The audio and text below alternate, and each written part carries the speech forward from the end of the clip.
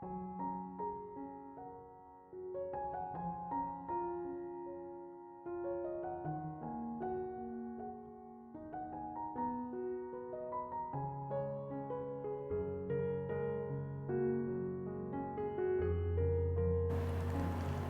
Ibu, Saudara-saudari, adik-adik kaum muda yang terkasih, Shalom, berkah dalem, piye kabare. Hari ini gereja seluruh dunia merayakan peringatan wajib Santo Bonifasius, uskup dan martir. Kembali saya mengajak Anda untuk mendengarkan dan merenungkan firman Tuhan. Tuhan sertamu dan sertamu juga. Inilah Injil Yesus Kristus menurut Santo Markus, dimuliakanlah Tuhan. Pada suatu hari Yesus berbicara kepada imam-imam kepala dan ahli-ahli Taurat dan kaum tua-tua dengan perumpamaan, katanya, adalah seorang membuka kebun anggur dan membuat pagar sekelilingnya. Ia menggali lubang tempat memeras anggur dan mendirikan menara jaga. Kemudian disewakanlah kebun anggur itu kepada penggarap-penggarap, lalu ia berangkat ke negeri lain. Ketika sudah tiba musim panen, ia mengutus seorang hamba kepada penggarap-penggarap itu untuk menerima sebagian dari hasil kebun. Tetapi hamba itu ditangkap dan dipukuli oleh para penggarap, lalu disuruh pergi dengan tangan hampa. Kemudian pemilik kebun anggur itu menyuruh pula seorang hamba lain kepada mereka. Orang itu mereka pukul sampai luka kepalanya dan sangat mereka permalukan. Lalu pemilik itu menyuruh seorang hamba lain lagi dan orang itu mereka bunuh. Dan banyak lagi yang lain, ada yang mereka pukul dan ada yang mereka bunuh. Kini tinggal satu orang, yakni putranya yang terkasih. Dialah yang akhirnya diutus kepada mereka. Sebab pikirnya, putraku pasti akan mereka segani. Tetapi penggarap-penggarap itu berkata seorang kepada yang lain, dia itulah ahli waris, mari kita bunuh dia. Maka warisan ini menjadi milik kita. Mereka menangkap dan membunuh dia, lalu melemparkannya keluar kebun anggur itu. Sekarang apa yang akan dilakukan oleh pemilik kebun anggur itu?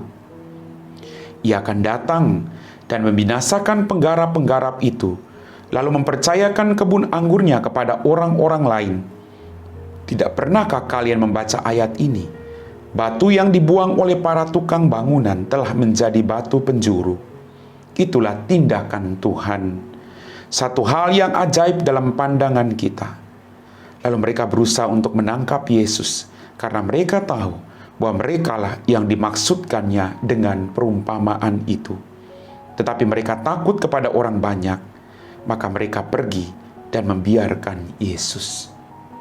Demikianlah sabda Tuhan.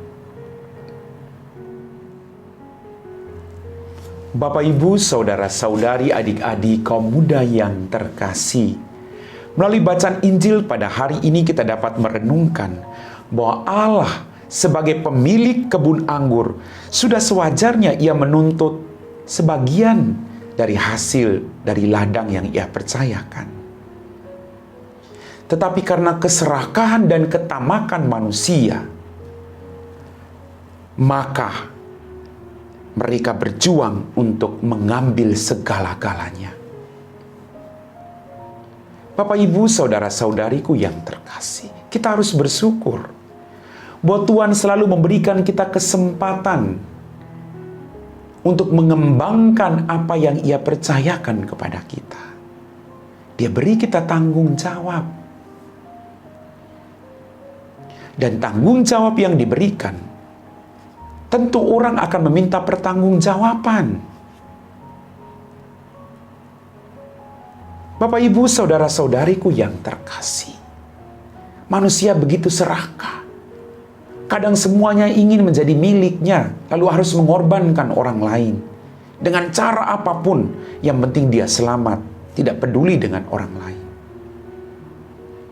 Dalam bacaan Injil pada hari ini, sang pemilik kebun anggur itu mengutus pekerjaannya satu demi satu, tetapi mereka tidak menghiraukan, mereka bunuh, mereka sakiti mereka. Sungguh luar biasa. Allah selalu punya hati yang berbelas kasih. Tapi keserakan hidup manusia membuat dia tidak bisa menerima keselamatan itu. Bapak Ibu, kemudian dikatakan tadi dalam bacaan, bahwa kemudian dia mengutus putranya. Hal yang sama terjadi.